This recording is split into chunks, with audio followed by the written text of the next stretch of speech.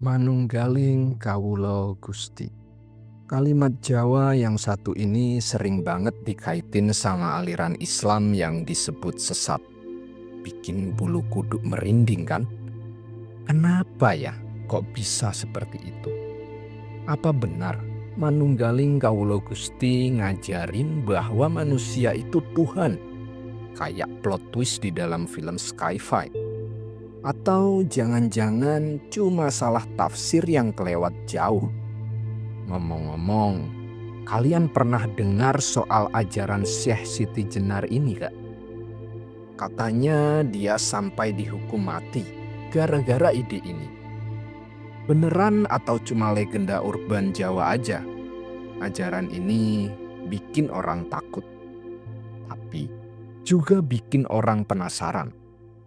Apa sih yang bikin konsep ini begitu deep sampai bisa guncang cara pandang kita tentang Tuhan dan diri kita sendiri? Yuk kita cari tahu bareng. Secara harfiah, Manunggaling Kawula Gusti dari bahasa Jawa. Manunggal artinya bersatu. Kawula artinya hamba atau manusia.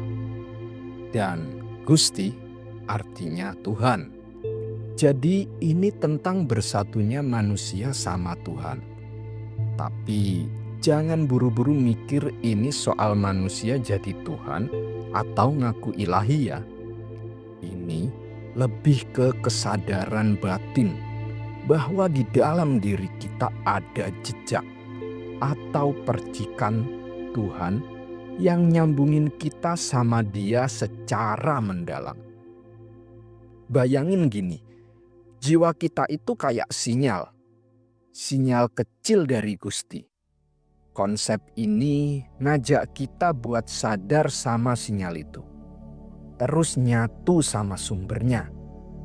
Bukan cuma ibadah luar, tapi ngerasa Tuhan ada di dalam diri. Menurut beberapa catatan sejarah Jawa, seperti Serat Centini, teks klasik Jawa dari abad 19, ide ini sering dibahas dalam puisi dan ajaran mistik. Nunjukin bahwa manusia bisa menemukan Gusti lewat hati.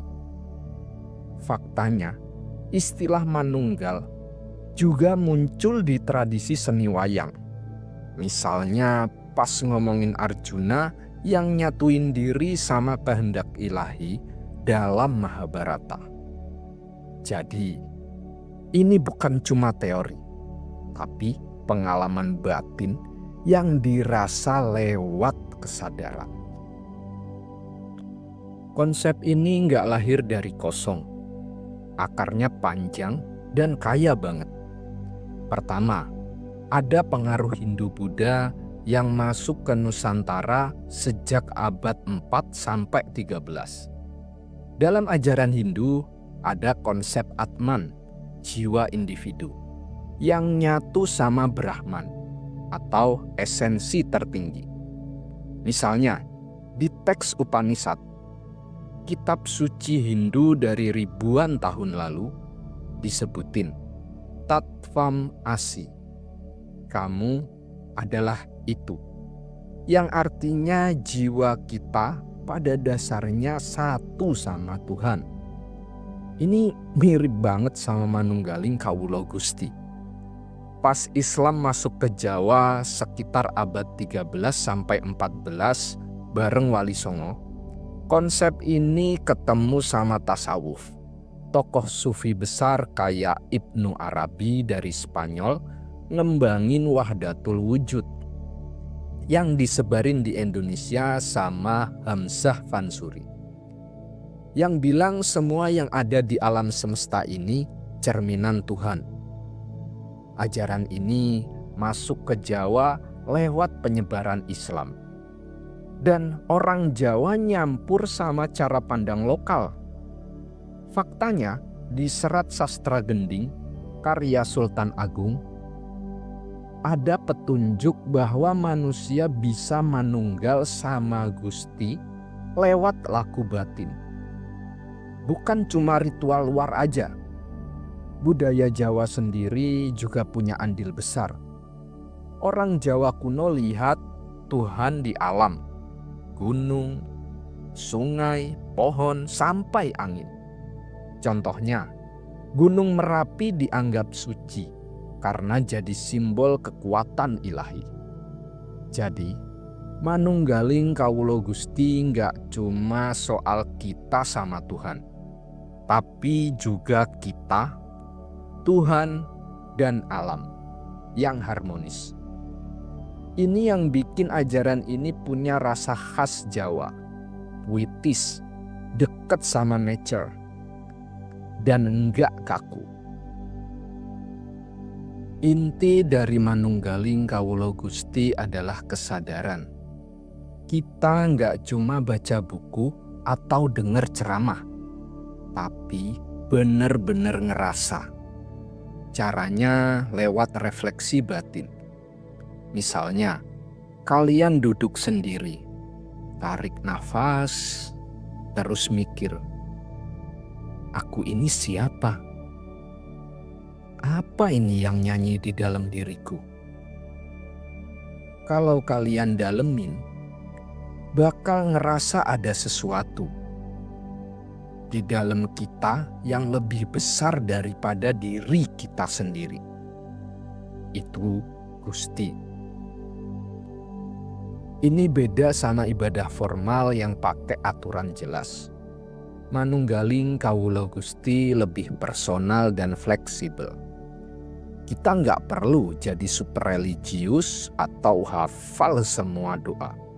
Yang penting kita nyambung sama Tuhan lewat hati.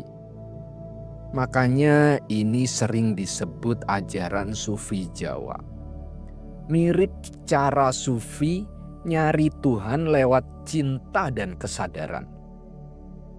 Syekh Siti Jenar, tokoh kunci di balik konsep ini bilang, aku iki Gusti, Gusti iki aku. Aku adalah Tuhan, Tuhan adalah aku. Bukan sombong, tapi maksudnya kalau kita udah nyatu, kita nggak ngerasa ada jarak sama Gusti.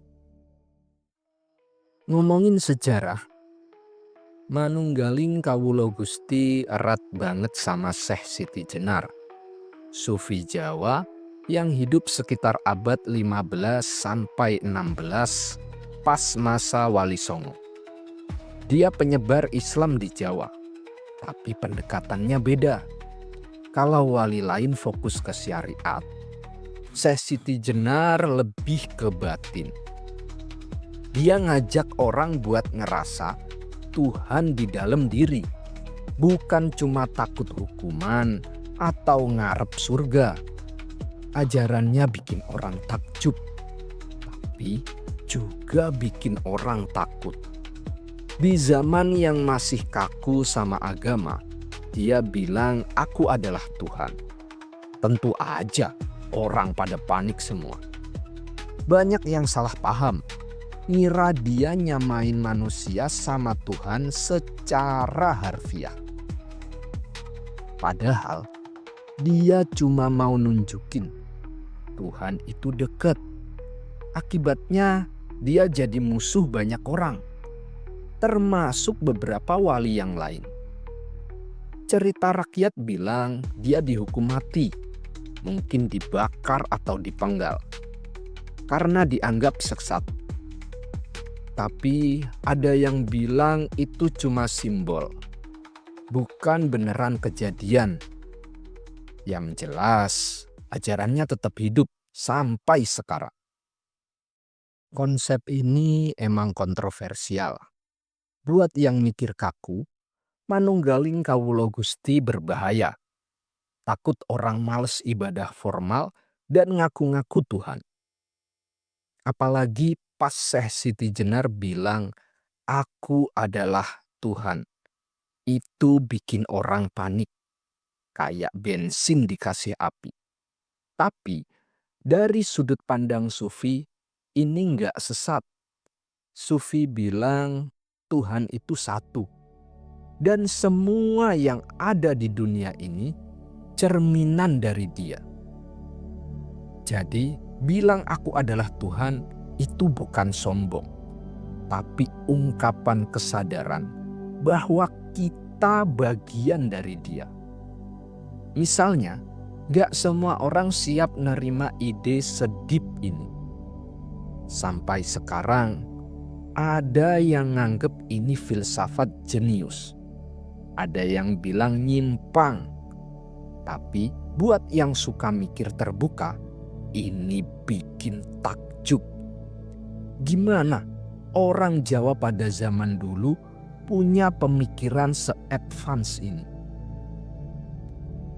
Manunggaling kawula Gusti itu perjalanan batin. Bukan cuma teori.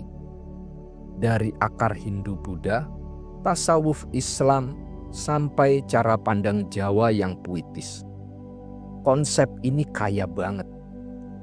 Meski ada kontroversi, dia tetap jadi warisan yang bikin orang penasaran. Coba sesekali duduk tenang, tarik nafas, rasain. Aku bagian dari Gusti.